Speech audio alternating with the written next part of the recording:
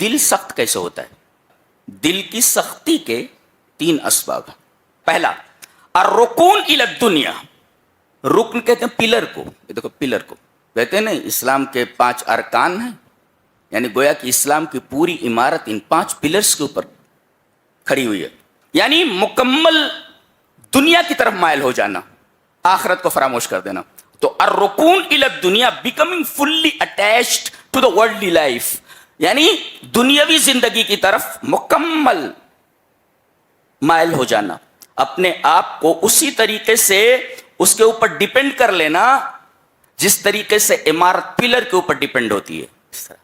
اور دوسرے، کثرت الذنوب، کثرت سے گناہ، آدمی نے بہت زیادہ گناہ کر لیے تو گناہ کی وجہ سے اس کے دل سخت ہو گئے۔ اور تیسرے، الجلوس مع الفساق، برے لوگوں کے ساتھ بیٹھنا۔ آج سب سے بری چیز تو موبائل ہے، اچھے کام اس سے لیے جا سکتے ہیں لیکن اچھے کاموں سے زیادہ برے کام لیے جاتے، بیٹھے ہوئے ایسے ایسے کرتا ہے، ایسے ایسے کرتا ہے۔ ان 3 چیزوں کی وجہ سے دل سخت ہو گیا۔